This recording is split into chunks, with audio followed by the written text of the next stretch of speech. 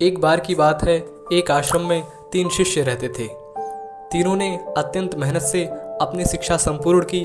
तत्पश्चात तीनों शिष्य गुरुदेव के पास गए और बोले, गुरुदेव, अब हमारी शिक्षा संपूर्ण हो गई है, अब गुरु दक्षिणा देने का वक्त आ गया है। गुरुदेव मुस्कुराए और बोले, यदि तुम लोग मुझे गुरु दक्षिणा देना ही चाहते हो तो कल मुझे एक थैला सूखे पत्ते लाकर दे दो। तीनों शिष्य मंद मुस्कुराए और उन्होंने सोचा कि सूखी पत्तियां लाना कौन सी बड़ी बात है।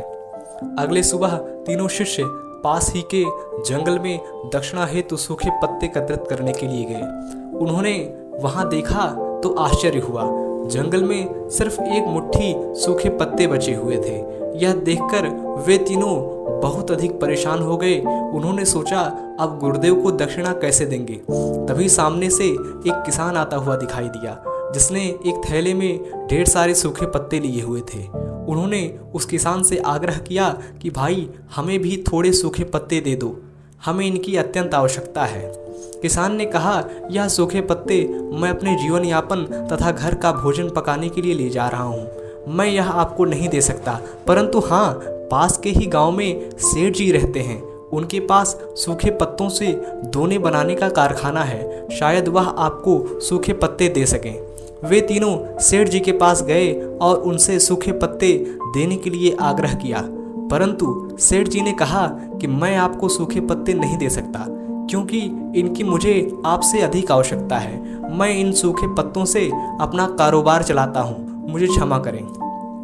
वे तीनों शिष्य अत्यंत परेशान हो गए। उन्होंने बहुत लोगों से पूछा। पता चला कि पास में ही एक बूढ़ी दादी रहती हैं। वे सूखे पत्ते एकत्रित करती हैं, हो सकता है उनके पास से मिल जाए। तीनों बूढ़ी दादी के पास गए और उनसे सूखे पत्ते देने का आग्रह किया, परंतु बूढ़ी दादी उन सूखे पत्तों से औषधियाँ बनाया करती थी, तो उन्होंने भी मना कर दिया। अब तीनों छात्र निराश होकर आश्रम लौट आए और दुखी मन से गुरुदेव को सारी बात बताई कि वे उनकी दक्षिणा लाने में असफल रहे। तब गुरुदेव ने कहा, मेरे बच्चों, मुझे दक्षिणा की अभिलाषा नहीं है। मैं तो तुम्हें बताना चाहता था कि इस दुनिया में किसी भी चीज़ को छोटा नहीं समझना चाहिए। छोटी से छोटी चीज़ का भी अपना महत्व होता है, अपना मूल्य होता है।